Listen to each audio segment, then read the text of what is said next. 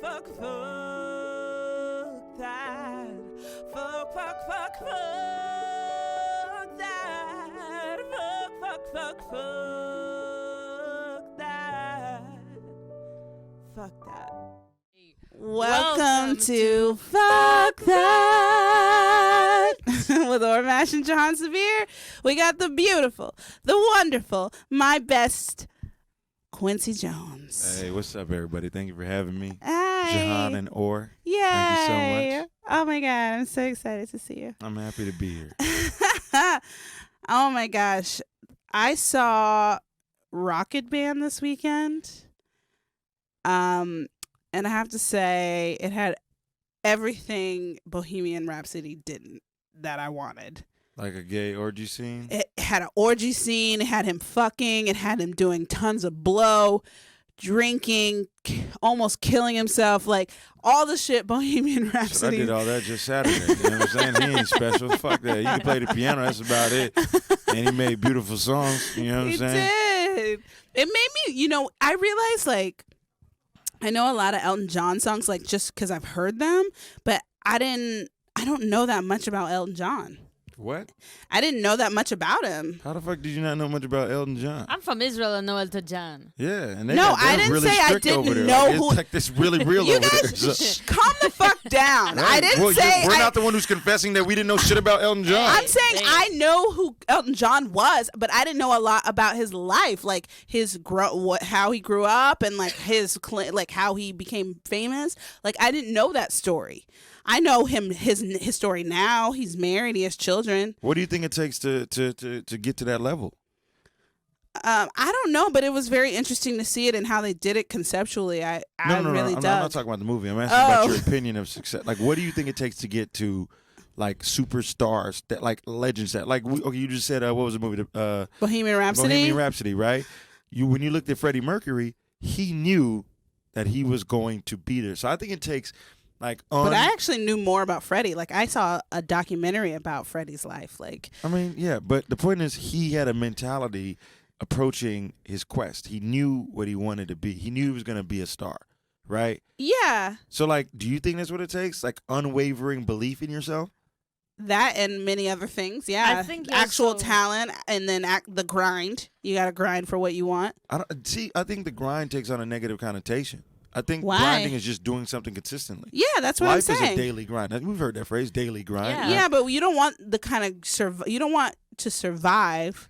You want to thrive. But exactly. But to get to that level of superstardom and thriving, you have to abandon some things, right? We're not even talking about like selling your soul. We're just talking about like you have to sacrifice. Culture. You got to sacrifice some things, right? Sure. Yeah. What like your health. Your sanity, your relationship, your friendship. Because in order to be the best, to be a legend, you have to let go of a lot of other shit. Relationships suffer because ambitiousness is not rewarded by love.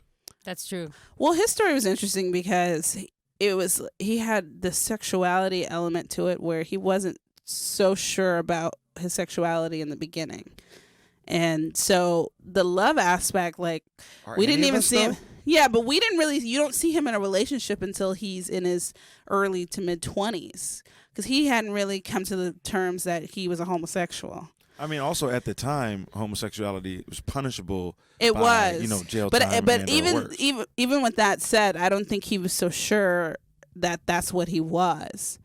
I think he was still dating women because that's what you do. But he wasn't really, they didn't show him in any real relationship with a man until he was, successful. Until he was in his early 20s. Not even successful, like almost successful. Like, he was on the road to success. You know what I mean? But no, I just thought it was interesting, and I thought the actor did really well. Taron Egerton? Yeah. Love him. He was great. He got the mannerisms of Elton so good. Like how he carries his mouth. It was really good. Did you see Kingsman 2? No, I didn't. I have never seen a Kingsman movie. All right, or? I've never seen. Okay. It's like a secret spy movie. It's all right. Thank you so much for having me on your podcast. That was the one condition I had, was to really talk about the Kingsman movies, and you guys didn't do your fucking homework. So, wait, good but night. wasn't he in? Was he in one of those animated movies? What? I don't know. I'd have to look it up. But I think this kid was in an animated movie that I saw that I liked. Okay. But I have to look it up. All right. I don't know. I didn't really know him that well, but he was Okay. good. He was good as Elton, and I love the concept. It was, to me, it was I liked it way more than Bohemian Rhapsody. See, when I watch movies to just enjoy movies. I'm like, I tried to. like I mean, The story was seriously lacking in Bohemian Rhapsody. Okay. To me, if they took all the music out, I think people thought that movie was great because the music was great. And I'm like, the music is great, but the music was already made. If you took all the music out of that movie would be mediocre as fuck. Why would you take music out of a movie that's a biopic about a musician? But that's how weak it was. You gotta have a good story. They had a good story. No, they pussyfooted around his whole life. No, they didn't. If he was alive, he'd be like, "What the fuck is this shit?" First of all, if he was alive, we wouldn't be doing a biopic. No, about we him. would. Elton John's still alive, and we made a biopic about He's him. retiring after this last tour. This is it. That's what he says. That's what they all fucking say. That's what they'll say. They do, and then 2 years later, they're like, "Well, I'm back on tour." Oh, all right. What do you think you have to abandon to be successful? Yeah, what did you have mentioned to that abandon? before. Except for relationship, which is, yeah. What did you have Given. to abandon to I be the mean, success that you are today? Shit, my family. Oof. You know, like I moved down here from Seattle, Washington, about 7.5, 8 years ago. Loaded up my 1990 Honda Accord and fucking made it down here. And I didn't know anybody. And I forged myself in the fires. The first year in L.A. is trash. You know what I'm saying? Yeah, it is. It always. It does everything it can to break you. It always. You know what I'm saying? is, If it's dude. not a shitty job, it's parking. If it's not parking, it's a relationship, either back home or current, or or crazy roommates. Right? There's that. You know what I'm saying? It's just, or like the traffic, it gets to you. You're homesick and you're like, this is not home, because LA is created. It's artificial. The palm trees are fake. Hollywood's here. Nothing's authentic here. Palm trees are fake. What are you talking about? The palm trees aren't real. They're imported. No, they're real. They're Kinda just like not me. native. They're not native. You're using the wrong word. They're not fake trees. They're real trees. They're just not If native. they didn't grow here, They're real. What the? some No. are imported, dude. Well, Yeah, What's he they're saying? non-native, but they're not fake trees. Well, It's then a you wanna- fake perception of Californians. I get what you're saying because they're imported trees. They're not native to this area. I But they're not understood what he fake. said. Thank you. I understood what he said. They're He not said- fake Appreciate though, it. dude. And she He want to say- split hairs, but she also hated Bohemian Rhapsody. So that's why me and Jihan, I'm about to didn't like fight dislike her it. right now, I man. disliked it. I didn't hate it. So anyway, before I was so rudely interrupted, thank you, Or, for asking me a question. First of all, Bah. Or, I have one question before I answer your question. Did you serve in the military? Of course she serve in did. the military. Yeah, authentic. She okay. has to. It's no 2 years. It's mandatory. Yeah, I know it's mandatory. No, but listen, for girls, you can dodge it. You can dodge it What, with by getting pregnant? getting pregnant or getting married or. You weren't gonna do any of those. though. I don't believe in marriage. That is not her MO. For like, I was like, you were act like going I to the know Or. military, bitch. I don't do a podcast with Or. I don't know Or like that, so I don't no, know I'm what talking to her. Oh, you're on my bad. Why am I here? Why Why are you being so combative? Because you're not paying attention and you're being loud. Can we adjust Jihan's mic, please? Never. She's hella fucking loud. No, listen. All right. So like I was saying, I sacrifice my ahead. family,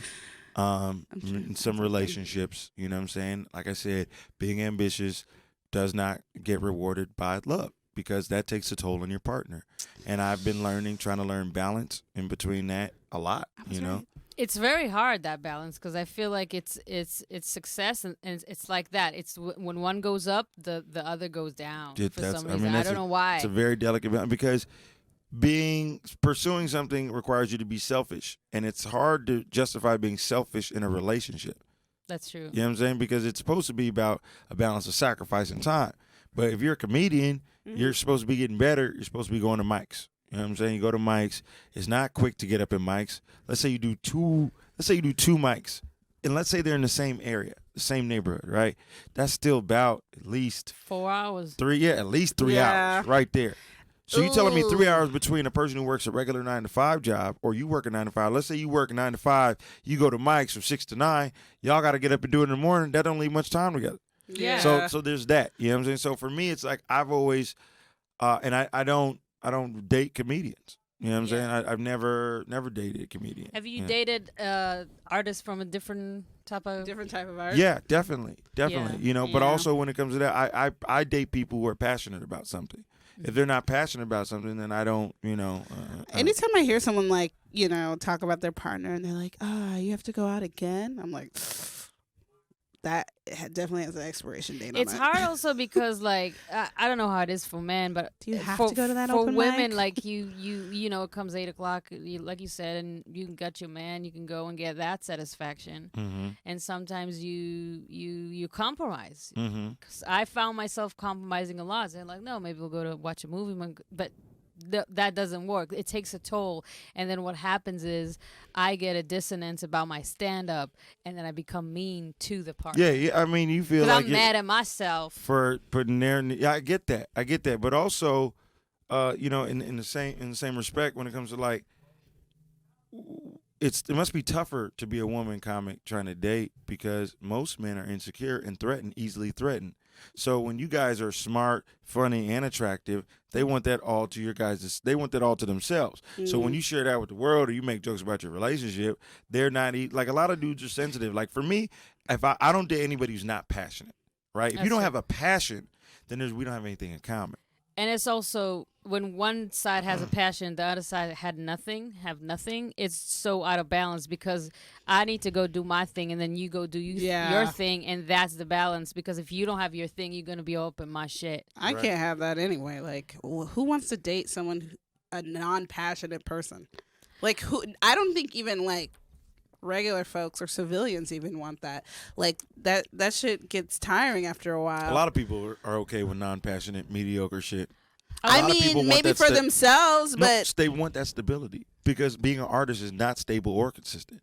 But not even just artists, but like be passionate about. There are people who are passionate about, you know, carpentry or passionate about knife making or whatever. You gotta have something. I'll tell you something. It's called purpose. It's not even knows their purpose. It's not even just that. Like, but even the pursuit of it. But not everybody knows how to. Not everybody knows. I've got a very close friend that she just broke up from her boyfriend. He has a regular job and doing everything. And every time she'd had a show or she'd do something, he would get jealous. And before like a big show, he would start like doing attention grabbing things. Are you telling me something I don't know? by the fifth time, she's like, all right, we gotta end this. And she ended it like that, and she goes like, listen, I can't do this because you don't know what you want. Yeah, no, they get jealous. It's because he doesn't have his own thing. I had a very sad thing. That's literally what I've been saying this whole time. I know, we're agreeing. I'm agreeing with you. It's not even just Stop. that. You're trying to be combative. We're friends. Stop. People are going to think we hate each other. When they don't know the sacrifice, then they don't understand even that level. Like I had an ex-fiance that came and watched me do stand-up for the first time. He came from Israel. And I had a good show. Everybody came to me after. Everybody was like, I did really well, and then we went home, and my sister called from Israel, and she was on speakerphone. She asked him, "So how did Or do?" And he goes like, "Oh, she was cool." And then when we got off the phone, I was like, "You didn't like? You can say if you didn't like it, it's fine." Which was odd because I really crushed it. I really fucking crushed it. Sometimes when you do well, you know. And so he goes like, "I'll tell you what, it was mixed feelings because the way I saw you on that stage, I knew I lost the game." And the fact that he put himself against comedy made me understand that we will not be able to be together because he's putting himself against it. He said, I lost. I mean, yeah, I also could see that, you know, weird. When I did 1,000 sets, you know, 6 years ago now, you know, I saw my relationship suffer, you know, because that's doing 3 mics a night. That's me getting up, going all over, you know what I'm saying? And that means, and when I date people now, I tell them my priorities are God, family, comedy, you. Mm-hmm. In that order. In that order, right? The best you could get is to number 2. Mm-hmm. That's the best, and that means you got to marry into the fam. Mm-hmm. That's the best. That's the best. You're not ever going to be number 1 to me. Yeah. You know what I'm saying? Because all those 3 things before them were in my life before them. That's my list of priorities. You feel what I'm saying? So a lot of times, women will be like, they'll be like, I'm okay with that, and they think like, no, I cannot give you a traditional relationship. I'm not a traditional guy. I don't have a traditional life. I'm not interested in it. So you either are signing up for the ride for however long until you decide to get off, or you sign up to like constantly being something that's always evolving and progressing and building and growing and learning and loving with me. And for the most part, women are like, okay, I'm cool. And then they're like, well, I want date nights on Wednesday. I'm like, well, I can't do Wednesday. I got booked. But we said, I'm like, but comedy comes before you. I could ask to go up early, and then we could dip out and do what you want to do. I can give you that. I can compromise. But at the end of the day, this is what comes first. I've never had these problems because no one dates me. So probably because you get loud about movies. Shut your mouth. You're supposed to be my friend. You're supposed to say you're amazing. You and are people amazing. would be crazy not to date. I mean, I could say those things, but you already know those things and they're true. You want to hear them? All right, and say scene or say scene. And action. Jihan, any man who doesn't want to date you would be a fool.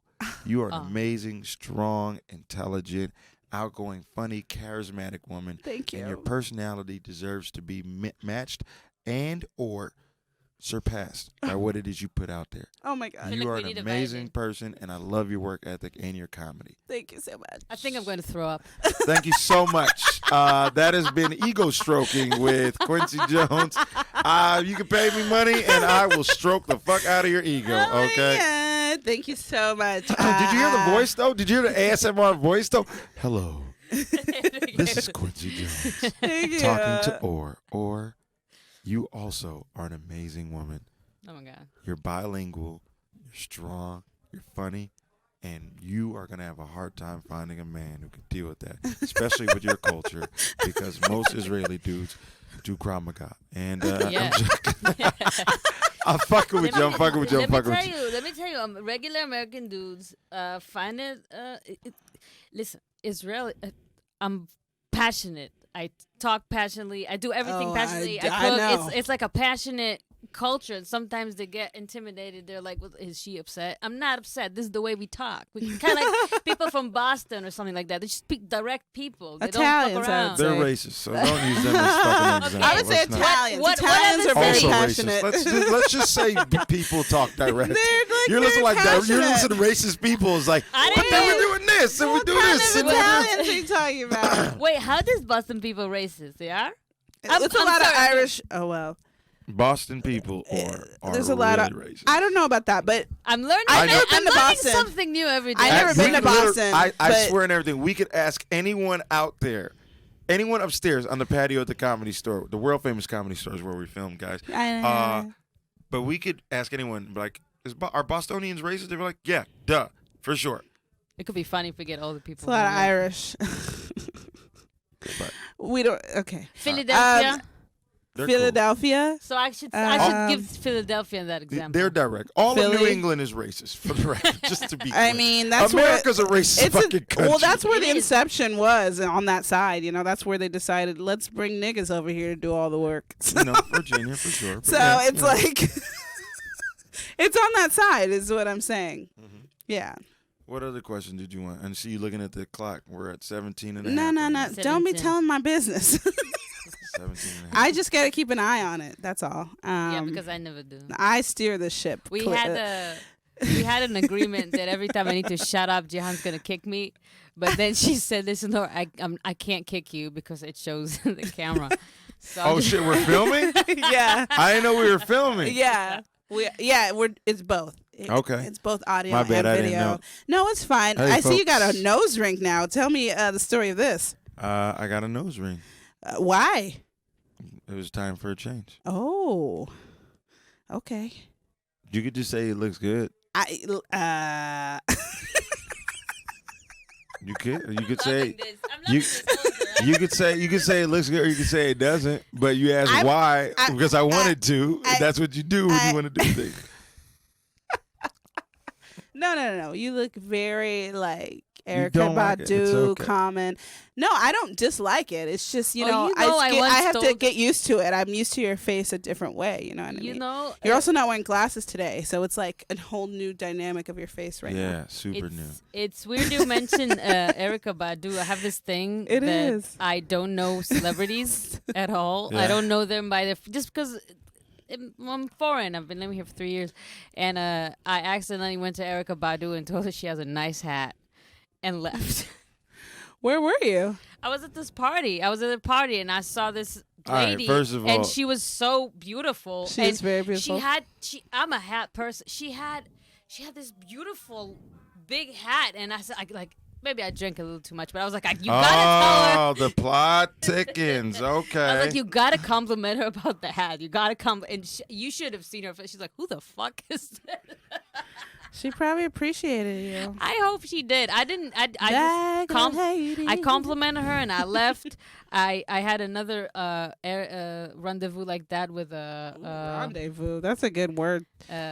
Such a fun word. It's what's his French. name? The singer. Shit. There's a million. Yeah, there's a lot of I those. should know. What does she look like?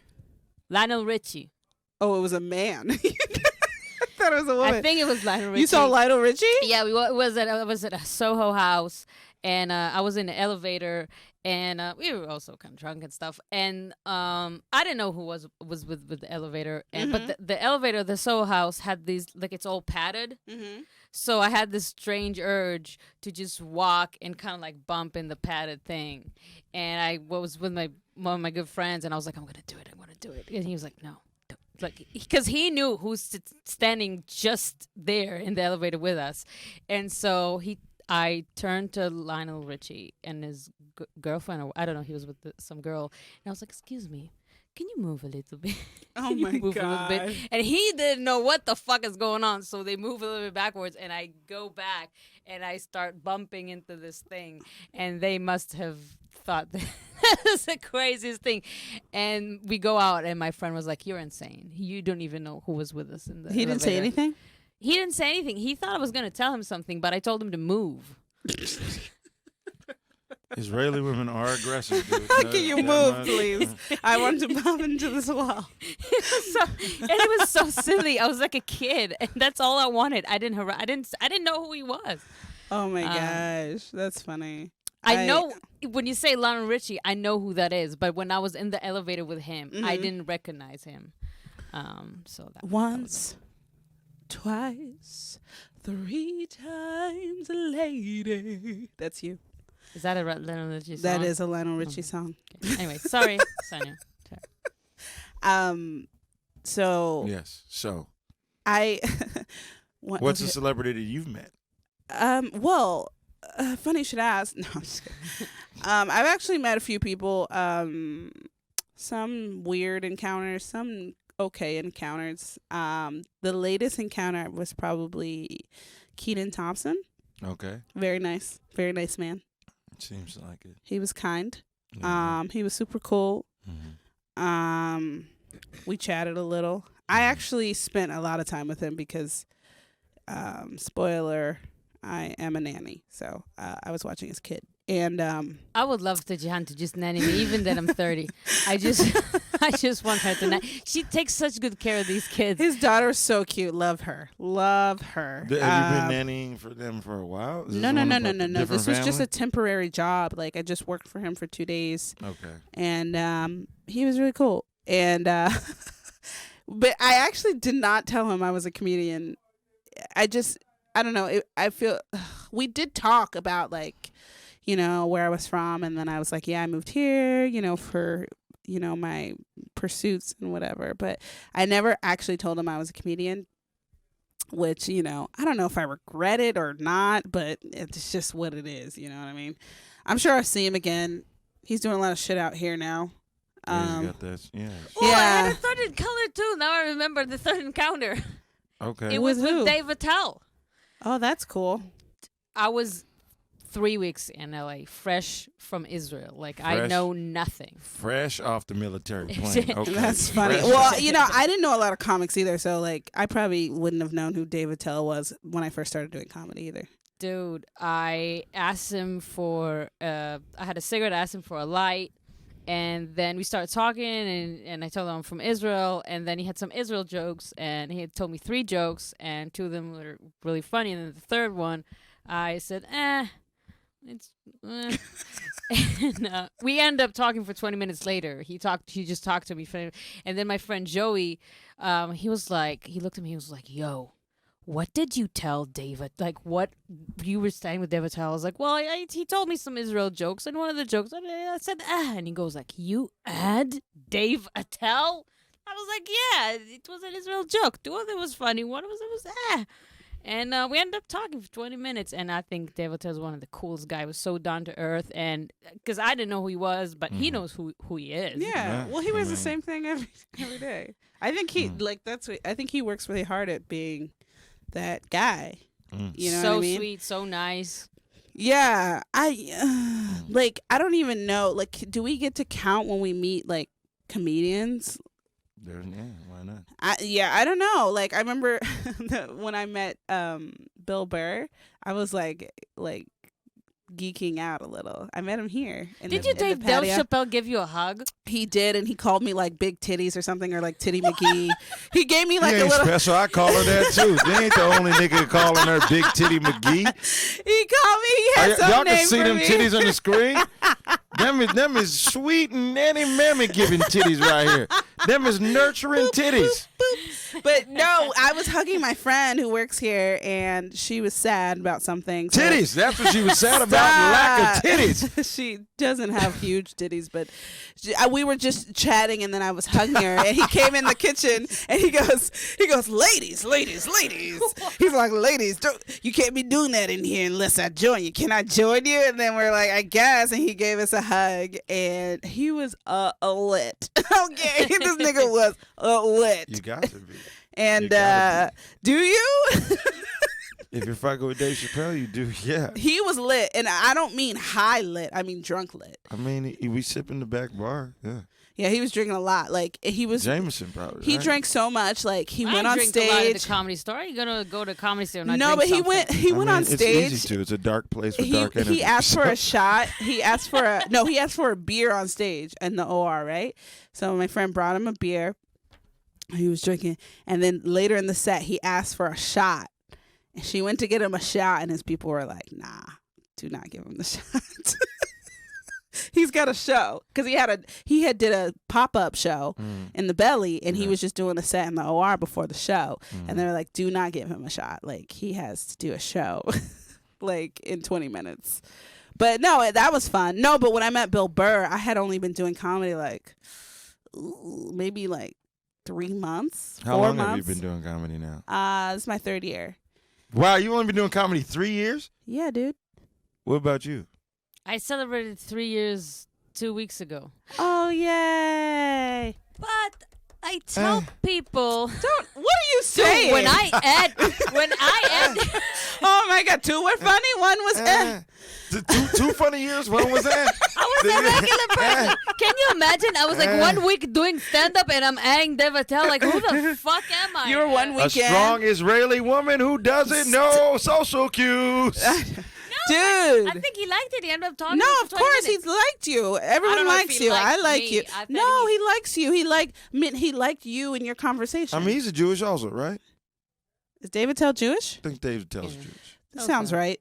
If you cracked a couple of Israeli jokes, he's got to be Jewish. That's right. That sounds right. He performs in synagogues. It's not something that you have readily armed in the fucking, chamber unless you He's fucking performed at Temple. No, but no. When I met Bill Burr, it was kind of like, he was fucking around with his friends in the back, and he asked us, like, me and my friend walked in the back, and he was like, "Hey, ladies, would you fuck this guy?" And his friend had like frosted tips. And I was like, You're like, hell yeah, I'd fuck him. Me and my sweet mammy titties. My sweet nanny titties would give him all the life nutrients that he's lacking for them bleach tips, that lost wayward white boy. I said, no, with those frosted tips, if he performs Bye Bye Bye for me, for sure.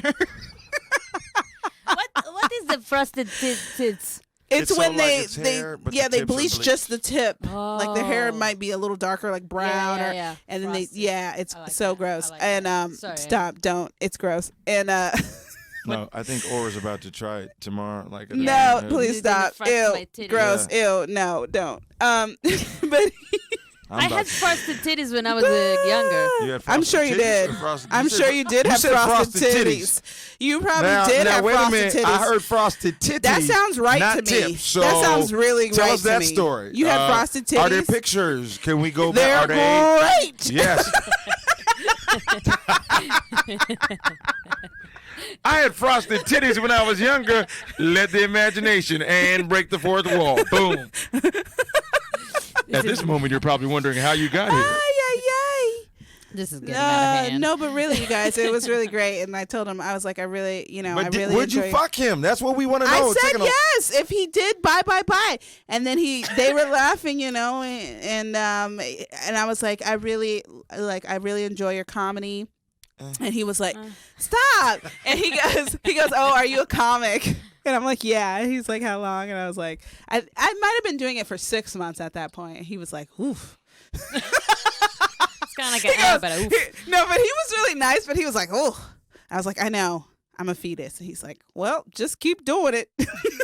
Yo, listen, man. I tell you, when you've been doing this when you guys get up there in years of doing comedy, it's like He's a Bostonian, by the way. you stop giving all the old cliche advice. And like it's just you just do it. You do it. You love it. Yeah. And if you what love else do you tell someone about this I thing? mean, sometimes people go into spirited rants about what not to do or what to do. Like No, do whatever. just do it. Who goes into Do it the however you spiritual want to rants? do it. Like whatever is good for you, just do I mean, it. as long as it's not offensive or disrespectful. Yeah, I just think- be funny. I mean, it's not just about. I don't being know about funny. that. I don't know about not being offensive. Like if it was about but- just being funny, then a lot of No, people but you That's have the to figure it out. You kind of have to be a little offensive to figure out where the line is, right? You got to figure it out. I think like there's certain things that you just don't need. They're just not for laughing matters. Like what? Please tell me. I mean, the Holocaust. Oh my what? God. I had the Holocaust. What are you talking about? No. I Okay, made okay. it funny though. No, but that's what I'm saying. I think But- if but you can make obviously- Holocaust No, funny, but I it mean- was weird. But I made it weird. That's I made the it thing. awkward. You made it was- awkward? Why? It was Because you don't awkward. want to tell a joke that gets 70% of the room laughing and alienates 30% that were all 100% on board with you. When you go into certain jokes and materials, you're like, okay, but you got to come at it from a smart way. Like, I think you are can. you gonna tell me I about don't think- comedy? No, I'm at not 3? telling I feel you like that's about what a you're telling comedy, me. but I'm saying like if you can figure it out, Let me ask you I this. wouldn't do a Holocaust joke personally, but I don't know. Let me ask you this. I don't think Quincy. anything's off limits. Holocaust or no Holocaust? Maybe Wait, you said nothing's off limits? I don't think anything's off limits. Okay. Let me ask you this, What? because we were talking about just be funny. don't. John said just be funny, and I feel like now I am in a place when I'm like I want more to find what's real, because I'm like, okay, I'm telling these jokes and is jokes, but that's funny, but what's real? What does I really want to say? Like what is authentic? Like I feel like it's a level of like, okay, this is joke writing, and now I'm kind of frustrated because okay, these are just jokes. I want to know what's real. Does this make sense? Yeah. So That's called.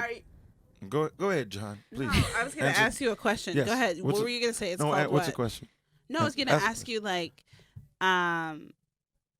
I get what you're saying, but Are we going off what you said, or did you have a question? no, for me? yeah, I do have a question for you, but What's the question? I just feel like I'm in a how question are answering you mode stop like I wouldn't make a Holocaust joke because that's not So you're personal continuing to me. on the subject. No, and but moving we're on. she's talking about she wants real, right?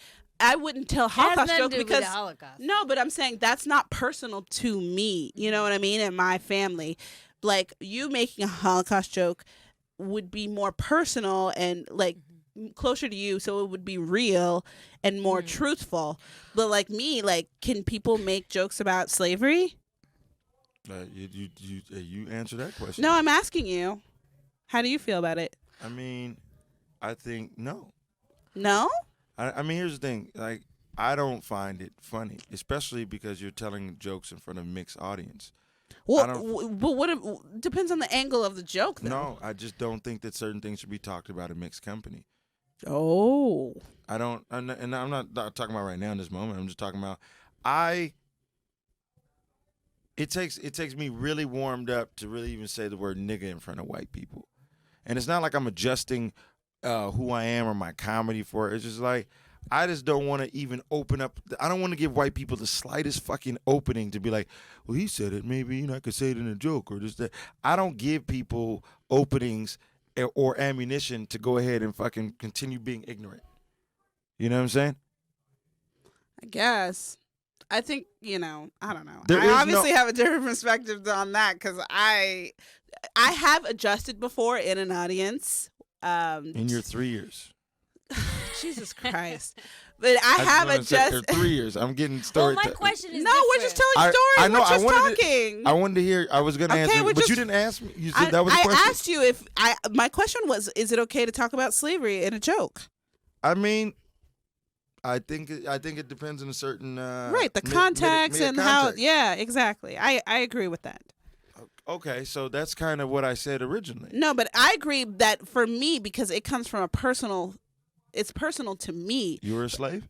I fucking knew it, dude. I knew it. Them sweet mammy nanny titties. She was nursing First of Aunt all, Jemima how with them dare titties. you call me a mammy? No, but you are a nanny, which is, but I'm not a mammy. What's a mammy? See, this is why we don't do jokes in front of mixed company. You see, now you gotta fucking explain. Look a at the mammy? fuck up. Look at the definition of mammy right now. What the fuck is a mammy? No, a mammy was a black woman who took care of white children, but she basically raised those children as her own. But, obviously they leave her when they get older. But they usually loved her more than their own white mama. So, listen. Well, I don't know. I just feel like, to me, it's personal to me because slavery is obviously a part of our story. Like, just my great grandmother, not even that far long ago, she was born into slavery. So to me, like, it's more personal and it makes more sense and it makes it more authentic. Like, me telling a Holocaust joke is like hack because I don't have that personal connection to that experience per se. I just have what I learned about it in school. Do you know what I mean? And what everyone knows about it. Yeah. But I don't. Like, there's no one in my family who personally went through that. Mm-hmm. You know what I'm saying? I get you. So, like, my whole thing is if you see some hack, No, but if people are telling jokes about horrible things that have happened in the world that they have no personal connection to me, it does seem I don't like less that authentic. It's just like a shock value. Yeah, exactly. It's not even belong to you. But Which is what a lot of white comics are. But go ahead. I mean, yeah. My thing is different. My stage is like, how do you get off from the jokes? I feel like I'm chained to these words that I wrote, and I'm chained to these jokes, and I want to break free to a more authentic place of like, let me tell you just to be more authentic, and I don't know if it's something other comedians. I'm sure I'm not a special one. Just to go up that level. You've been doing it for a while. I wonder if you had that moment. What did you do?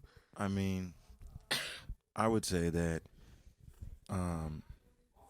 you got to know your truth, and you got to know what your goal with comedy is. Like, what is it that you're trying to say? You just getting up there to try and say something funny? Because most of the times when you start out in your guys' journey, you're just trying to be funny. Right. Right. And then you're trying to not just be funny, but then you're trying to, the next level up is trying to say funny jokes about, say funny jokes.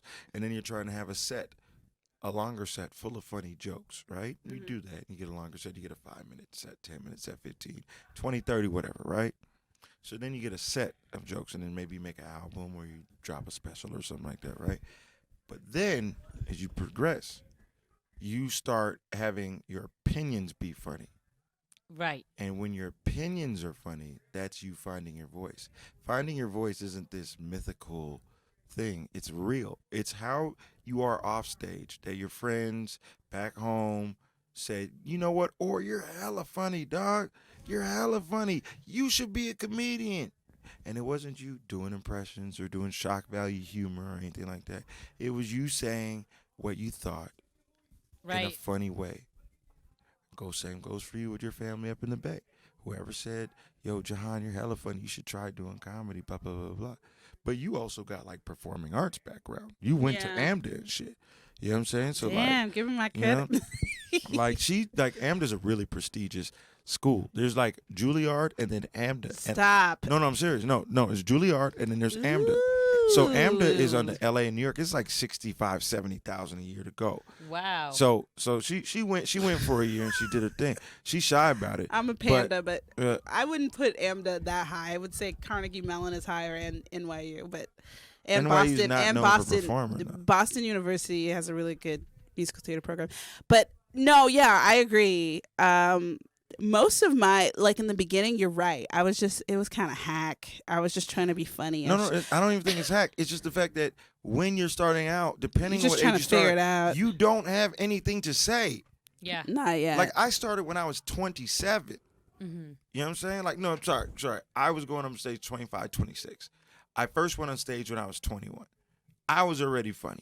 You know what I'm saying? Like, I've always been funny. And I don't mean that arrogantly or like I've been killing on stage. But I've always had a sense of humor that was able to be relatable. Yeah. My goal's always been to be a date comic.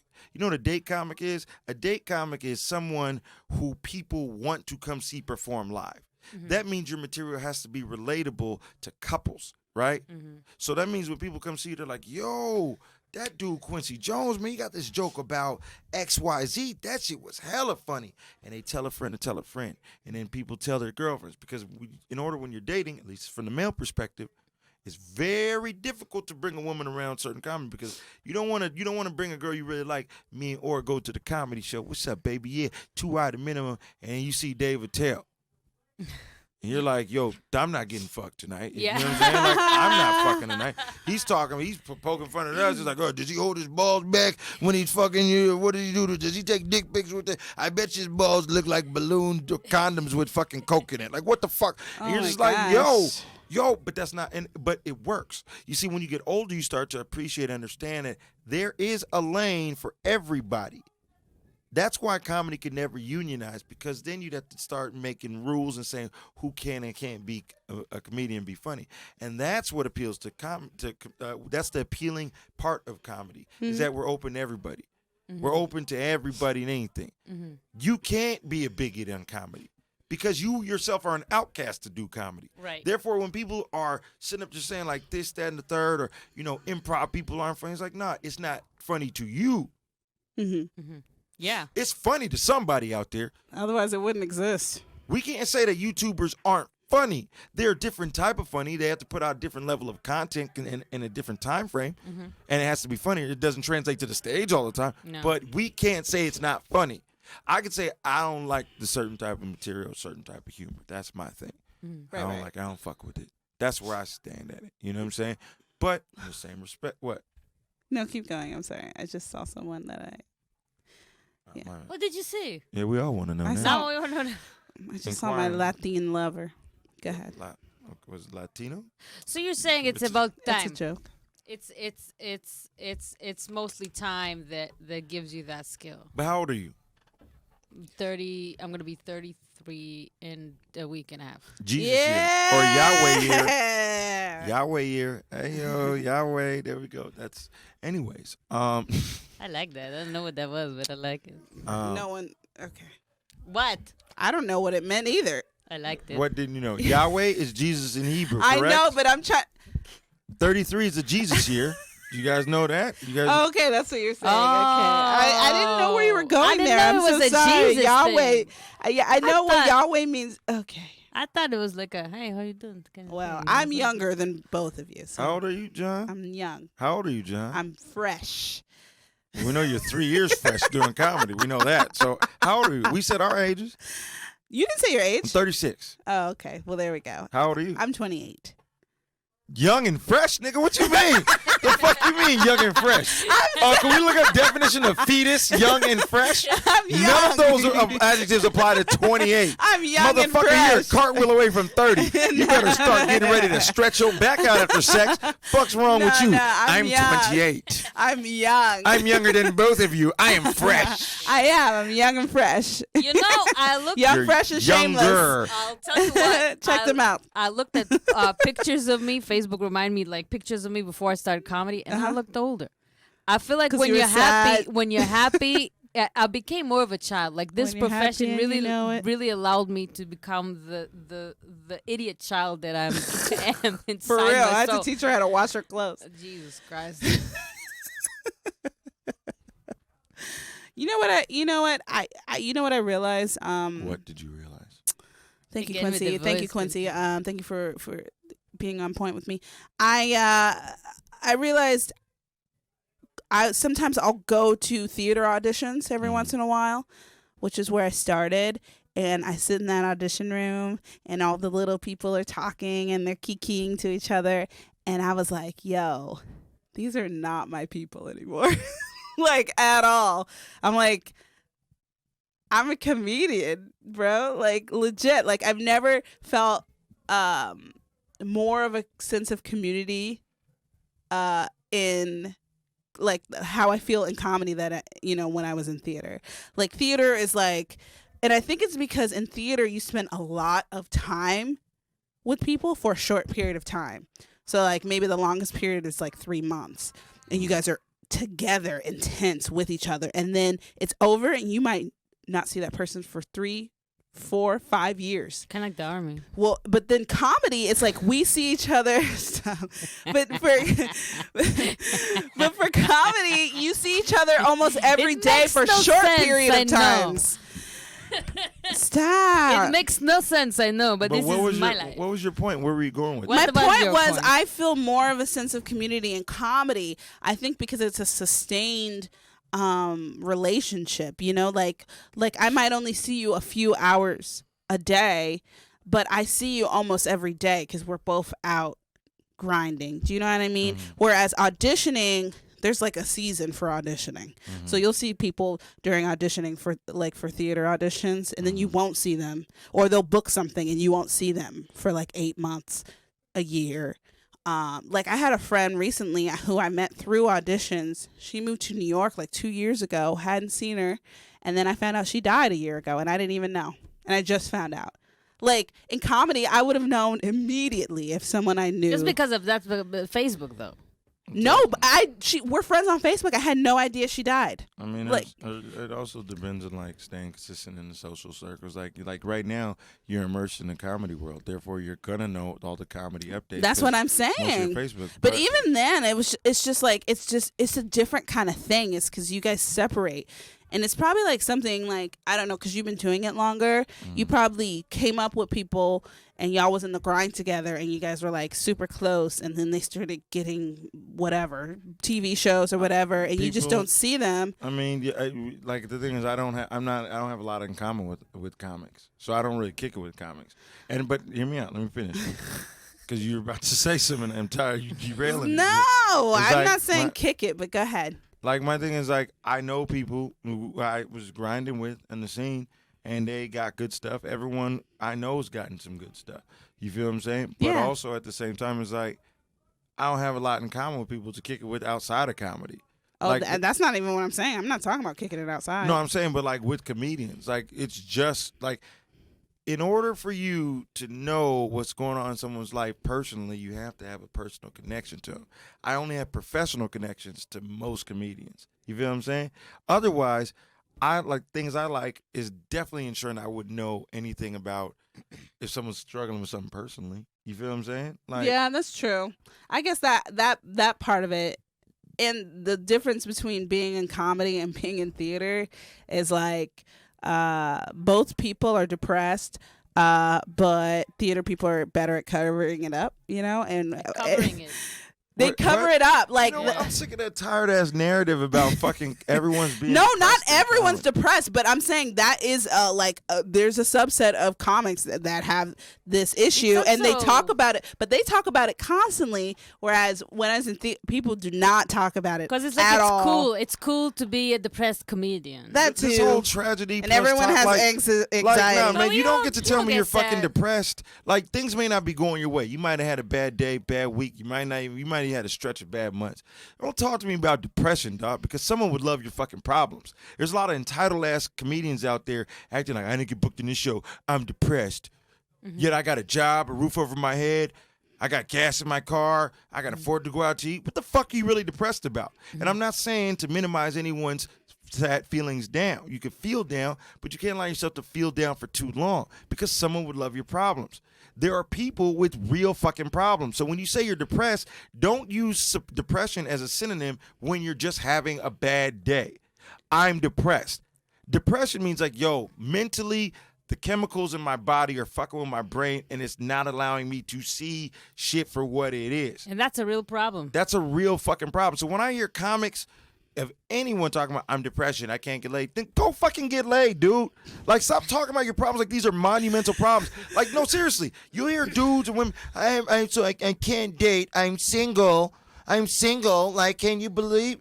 Yeah, I can fucking believe it, dude. You're probably boring as fuck or you have no conversation skills. Or dudes will be like, I can't get laid. It's like, yeah, if you act entitled to pussy, I wouldn't fuck you either if I was woman. You're 37 years old wearing a Star Wars screen print t-shirt. Grow the fuck up. What are you contributing to the fucking game? When you're talking about comedy, I love this shit. I've lost a lot. I've sacrificed a lot for this shit. You know what I'm saying? So for me, it's like, I'm coming up a decade in this motherfucker. You know what I'm saying? And I'm trying, and it doesn't get better. Fuck. You just become stronger. Right. You feel what I'm saying? Like, you become stronger because when you go out for audition, like, here's the thing. This might sound hella hippie. This might sound hella crazy or foreign to anybody streaming in live or whatever, but life is mental. The mental affects the physical. You want to lose weight. You want to fucking get better. You want to get healthier.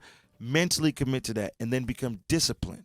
That's the only difference. It's the only difference. The only difference between you and a star or a celebrity is exposure. That's it. Exposure. But you have to put yourself out there. You have to believe that you have something to contribute. If you don't believe in yourself, then don't do this shit. Because no one's going to stroke your fucking ego. No one's going to tell you, hey, good job, kid. Keep it up. No. No, but no one's that gonna doesn't fucking happen do that. ever. No, it doesn't. So if you guys want to do comedy or you guys are thinking about seriously getting involved in comedy, go to open mic. Go to a mic. But honestly, Just understand go that to a mic. you're signing up for something that has no endpoint. There's no hierarchy. There's no way to gauge your success. You do this shit until you die. That's it. There's no CEO of comedy. There's no COO of comedy. There's people, all they do for comedians is make a list of who made the most money.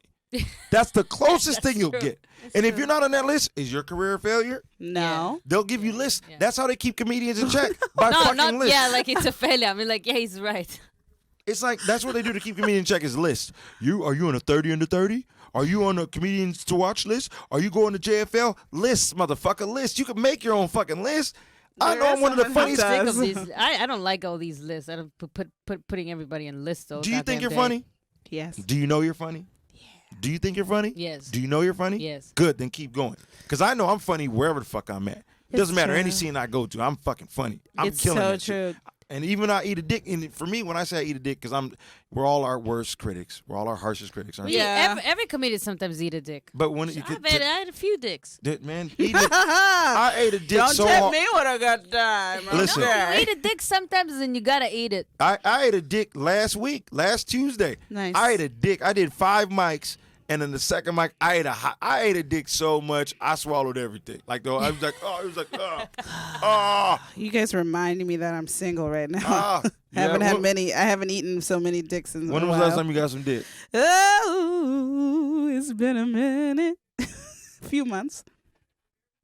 What about you? When was the last time you got some dick? Last night. Jesus Christ. What? I take care. Like he said, it's a mental. I stay committed. Boom. Get that dick. Was it Oh from my your boyfriend or God. what?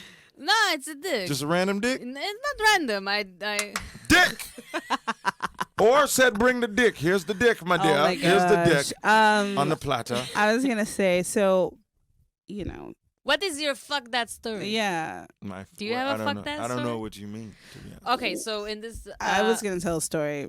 Oh, you talked enough. I feel like wanna- she's What are you Started talking? I actually didn't tell a story the last time we Okay, did yeah, this. no, I'm just fucking This with is you, only your Jihan. second episode, right? No. I'm fucking with you. How long has the podcast been going on?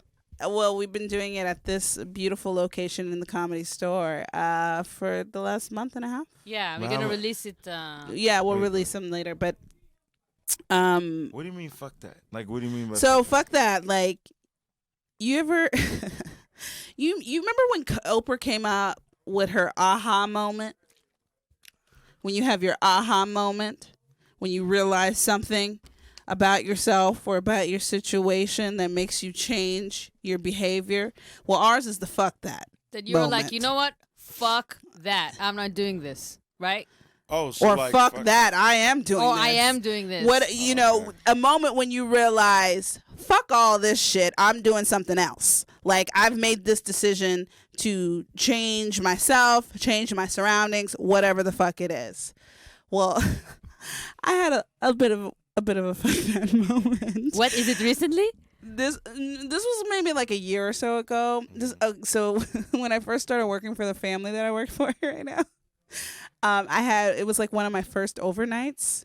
So I had to spend the night with the kids, and I put them to bed, and they were all asleep. And You're like, fuck that. I'm about to rub one out right now. Let's get it, girl. It's overnight and I'm getting paid to play with I always feel weird about that. No, I never do it. But no, I went outside. It was nighttime, and they live in a nice neighborhood, obviously. And I went to go throw something away, and I fucking locked myself out. Oh shit! And the kids are inside. The kids were inside, sleep. I did not have my phone. And She said, "Fuck that," and left. no. Can you imagine? You think I'd still be working there? That was funny. Oh my god! Fuck that. No, dude. I'm breaking this fucking window. I got locked out of the gate. So they have like, their front door, and then there's like, their front yard, and then they have a gate. So I got locked out of the gate, but the front door was open. Like, it was wide the fuck open. But I couldn't get, I was like, fuck. Did you climb the gate? Listen, I was in pajamas. I ain't have no shoes on, nigga. When I tell you, I was like, how am I get in here? I tried to scale it, and I was like, fuck, no, this is not gonna happen. And I'm like, fuck, how am I gonna get back in this fucking house? And I was like, you know what? These titties are gonna bounce. Stop! It's all about timing. You're ruining it. Okay, it's. So I go back. No, but I was like, fuck that. I need this fucking job. Okay. So I grabbed a fucking garbage can. I wheeled that bitch in front of the gate. Put one titty on it. You guys, your titty jokes are getting tired, okay? Unlike my Only because titties. you heard them your whole life. We're killing it with these titty jokes. Titty jokes. Tune in. The name of the podcast is Jihan's Titties. Big titty life. No, listen. I've never been more athletic than I was in that moment. Trying to. She pole vaulted with a titty. She threw one down when she got a running start. She threw it on top, bounced off it like a motherfucker. I jumped on that fucking garbage can. I had to use another garbage can to get on that garbage can, bitch, and then jump and try and get on the top of the wall. What kind of balance you have? I scaled the wall and then had to with no shoes on, mind you. I had to jump down. It was all these rocks. I was like, fuck, I'm gonna fuck my feet up. But it's fine. It's fine. I'll get a pedicure in the morning. Oh. So I just jumped. It was high. The gate is high. So I was just like, fuck. You know how you hype yourself up before you have to do something kind of dangerous? You're like, okay. Every time I land in Israel. Bro, but I'll talk to you about that off the air, man. Oh my god, I got questions, man. We need to figure out some shit going on over there. No, but I got back in the house. Long story short, never been more. Honestly, in that moment, I could have did fucking American Ninja Warrior. Because I was like, and I never told them that I got locked up. Jihan, you know that thing? They call that thing. She just put her titties. You mean if I fall in the water, I float to the top? Eh. Oh my God! First of all, don't even do that. Don't do that. Don't do what? You know what I'm saying. What the eh? What's your story, please? I did a lighthearted story because last week I talked about my grandfather dying and me finding him. So You said you didn't tell a story last week. But anyways, no, though, I said last time. I said last time. Or We recorded what's your last story? week. Do we have enough time for my story? Because I really want to hear Quincy too. And I really want to hear yours. Can Yeah. you do What, yours? are we ending in exactly 2 minutes? No, No. but we are running out of time. So Yeah, I and want- already, I Yeah. told the story last time. So yeah, go ahead. You tell me. if we have more time, I will. Well, I am gonna get dark. Okay, Yes! that's fine. I just didn't want to do it because I felt like I did it already. In my life, there's been 2 fuck that stories, Okay. and I'll show you how to tell a story. With Okay. the You don't need to critique us. I'm joking. God, you see this? You don't know how to accept any fucking. I don't No. get it, dude. This is not. You get. I love what's This going on here. is Oh my not God. America's best storyteller. You're right. So, anyways, Okay. we got people tuning in. I love Okay. your dynamic, Yeah. by the way. It's just an I- Israeli, like Israeli couple. A loving Israeli Here's the thing. relationship. Here's the thing. With Jihan, I know her levels of expertise, her areas of expertise. So if she was to tell me about nannying or fucking theater or anything like that, I would sit there wrapped with attention. I wouldn't say anything. Why? Because that's her area of expertise. However, with me, I'm a storyteller. That is part of my expertise too. I've been storytelling for over 10 years. So Feel thank a you. little bit of a hostility, and it makes me warm inside. It makes me miss my mama. her mom hasn't missed her in Mama, 20 years. Ima, That's not Ima, Ima, I'm coming tomorrow. Ima, she Are is. you really flying? Yeah. tomorrow? Yeah. Tomorrow at noon. She's That's leaving not me. a quick flight. I love how she made it sound like She Ima, leaves I'm me. coming home. She's leaving me. I'm flying 20 hours. Tell I'll see Bar- you. tell it's Bar- a war zone. You know what's waiting for you. Tell Bar What's I'm that waiting for tomato my dish that y'all have in garment. the fucking morning? Shakshuka, man. Now that Ooh, shit. shakshuka's good. You make some of that shit when you come back. I'm over at your fucking Do you house make too. shakshuka? Dude, Yeah. every Saturday you can come to my house. I'm gonna make shakshuka for But that's you. a Shabbat. I'm not coming there. No, Shabbat's No, Friday. not Friday night, like a brunch. I make Okay, yeah. shakshuka She's for a never brunch. listen. I've never been to Shabbat at her house. Anyway, let's go on to Quincy's. Because you like steak and I never make steak. no, I don't have to eat steak. Obviously, it's Friday, but I'm just saying. When I come back, I didn't do Shabbat for When a you while. coming Okay. back? July first week of July, second week of July. Yeah, she'll be back. Okay, go. First story. I said fuck that. Left Seattle, moved down here to do comedy. Boom. Left my family, left everyone, and I'm dealing with the residual resentment that lingers that comes with it. So there's that. So I said fuck that. I gotta follow my dreams. I know I'm funny. I'm not gonna get any better here. I'm not gonna get any opportunities here. Where was this? I'm from Seattle, Washington. Talk about racist. Where were you when you said that? Were you like working in the regular job? I just knew. I was at school. I was at school. Mm-hmm. You know what I'm saying? I was like, I'm done. I'm out. There's nothing left for me here. I was at an open mic somewhere. I heard some shit and was like, I'm good. There's nothing left for me here to do. So I'm dipped. So I dipped out. So that was the first fuck that. The second fuck that is, I was about to commit suicide a while back, like earlier this year. I was about to commit suicide. I was like really depressed. Like I was like super fucking down. I was like, I had the rope around my neck. I was about to jump off my balcony. I was dead serious. I was like, I can't do this shit anymore. There's nothing, like I'm tired of it. And right when I was about to do that, because I waited till like 3:30 in the morning, and I knew, I was like, all right, this is time to do it. Tied the rope around my neck. I tied it around the balcony ledge. I was sitting on the ledge. I was about to drop down. I got a phone call. And I was like, all right, well, let me see that. I talked to my homie randomly out the blue. He's like, yo, I just called to tell you I love you. Fuck. I feel like you're in like a dark place right now. I ain't talked to you. I don't need nothing. But I feel like you're in a dark place right now. I love you. Whatever you're going through, I promise you, it's going to get better. You got to keep going, though. Wow. And I was like, yo, fuck that. And that's when I decided to keep on being here. Because, like, I've had, like, blah, blah, blah. We've all had rough lives. No one's had a silver spoon unless, like, the people who obviously had silver spoons. But, like, everyone struggles with something. And so for me, it was like I've been depressed for, like, the past 3 years. Mainly, well, I've been depressed since I got cancer. So I've got cancer in 2015. So I would say I've been depressed for 4 years because that fucked up my whole life. You know what I'm saying?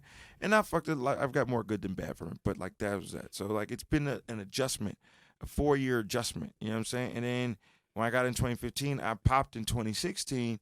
But then in 2016, people said I faked cancer, and that sent me into a deep, deep, deep, deep, deep, deep depression because it was like, if people will build you up, they'll tear you down. And I was like, but I didn't fake cancer. There are people who've actually lied about real shit, and they've gotten exposed, and they're still cool. They're still chilling. They're still thriving. But with me, and this is why I knew race was involved, because the other people who lied about shit were white. You know what I'm saying? And they still are embraced. But with me, they did like personal malicious attacks about saying that, like, yo, you're lying about cancer. You're this, you're that, da da da da. I've got death threats and all that shit. And I was super depressed. You got death threats for not really dying because they thought you're not dying from cancer. Because they thought I faked it. But here's the thing. No one provided any proof. Me having cancer and someone saying I'm lying about having cancer would literally be me about questioning your Israeli citizenship. Mm-hmm. Like, are you really Israeli? I heard you just knows Hebrew, blah, blah, blah, whatever. Like, are you really? You're like, what are you talking about? Here's all the evidence that I have. Yeah. Why would you say this? Why would anyone say this? Even put you in that position. Like, that's so weird. It put me in a position because it made me choose between, am I committed to this comedic lifestyle? Because you can't take the good without the bad. Mm-hmm. You got to deal with that. That's what the balance is about, understanding that. Mm-hmm. So when I had to go through that, I had to ask myself, do I really want to keep doing comedy? Mm-hmm. Like what? Like if these people are that evil and bitter, do I want to be around that? And I was like, no, I don't. I don't want to do this. And I went to Europe for about 5 weeks in 2017. I do recall. I went to Europe for about 5 weeks in 2017, and I was like, yo, I saw the world. I went all over, and I traveled. Hella good stories. And I found myself Googling open mics while I was out there. And I was like, trying out jokes. I was like, I got this idea. Let me write this out. And this, that, and third. Because I was like, I'm not doing it in comedy. But I was like, let me write this out. Let me figure this out. And I Googled open mics in Spain, in Stockholm, Sweden, in Amsterdam, in Prague, you know what I'm saying, in Budapest, in Morocco. And I'm doing these places, and I'm looking at open mics, I'm doing these jokes. I'm just like, you're designed for this shit. Because, honestly, like, it's a gift. It's a blessing for us to be able to do comedy. You know what I'm saying? Like, it's a blessing. It is a blessing. Like, you like, Israel's fucked up. You know what I'm saying? Like, you've been through shit, John. You know what I'm saying? You've been through real life shit. I bust your chops, but it's out of love. You know what I'm saying?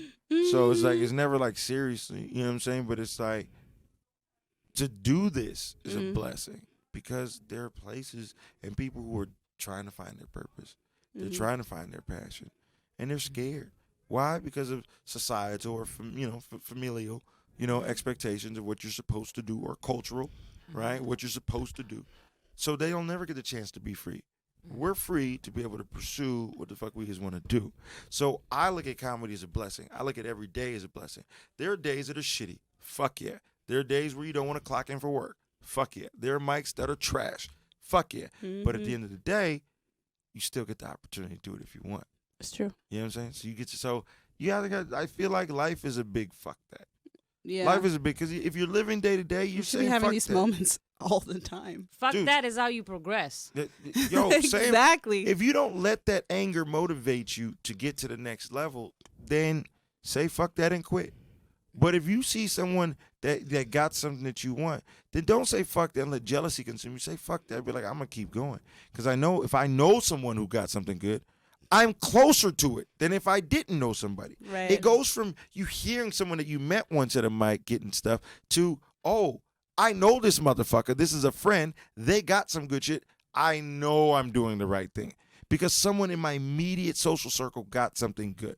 Does that make sense? Yeah. So like, I love it. so like saying fuck that is about progressing. It's about learning. It's about digging in deeper. It's about resiliency. It's That's about, you right. know what I'm saying? It's about determination. It's about grit. You don't say fuck that and quit. You can say fuck this shit and quit. When you say fuck that, you're like, yo, I'm digging in. I'm not going anywhere. Yeah. We've been trying to tell people, fuck that is the most positive thing you could ever Fuck say. that. Even when you say fuck that and quit your job, you just progress into It is. another level. Agreed. Yeah, you've Agreed. made a decision. I don't know. Agreed. I love it. That's one of the craziest. Did you fuck that find any good stories. mics in Prague? Sidebar. Yeah, I did. Dude, I didn't find any comedy in Prague. Although I didn't look. I didn't do any comedy till Berlin. No, but look. She didn't find, but she didn't look. No, I didn't look, but I didn't look in Budapest either, but I found. I did. I found Which one. one did you go to in Budapest? I met this guy on Tinder and I saw that he Fuck that. Tell that story, bitch. We want to hear that. I'm joking. We don't got time. No, but I met a guy on Tinder. I saw he was a comic, and I was like, "Where are you doing comedy?" He's like, "Yeah, I'm doing it here in Budapest." And he's like, "I have a mic tonight. You want to come?" And I was like, He was a Hungarian comic, a Budapest comic? "No, he was Sudanese actually." Okay. And I was like, "Fuck yeah, I want to come." So we were doing something at the time, but as soon as we were done with what we were doing, I dropped my friends and went. Stop! I'm talking about I was with my friends. So Anyway, I'm an I exhibitionist. went I like to work. to. She was on some swinger shit. Okay, we're out here with Shut the your friend. mouth. I went to the mic and it was fucking amazing. I was supposed to do 7 minutes, did 20. They didn't want me to leave. A girl asked me if I was famous. I was like, bitch, I might be. Bitch, I might be. And on that note. Oh yeah, I bummed in Paris once. A little different when the Israeli says it. I don't know. Can't let that slide. That was she threw. She's like, I bombed in Paris once. It was like, oh my well, God. fuck that. We need to hear that story. I'm joking. Thank you guys so much for having me on my podcast. You can find me on LLQJ206 across all social media platforms. Instagram, LLQJ206. Twitter, LLQJ206. My website is LLQJ206.com. So thank you guys so much for tuning in. Please support Jihan or me. And you know what I'm saying? Wow, I like how you restarted to set that up. Yeah. You can follow Aura at I am Mash on Instagram. I'm about to do it right now. And you can follow me at Jihan.Sabir on Instagram. Not following. And, we record here At the Comedy Store, the world famous Comedy Store. Thank you so much, Quincy, for coming through. Thank and you. stay fresh, my friends. Yes. Stay fresh. Fuck that. Bye.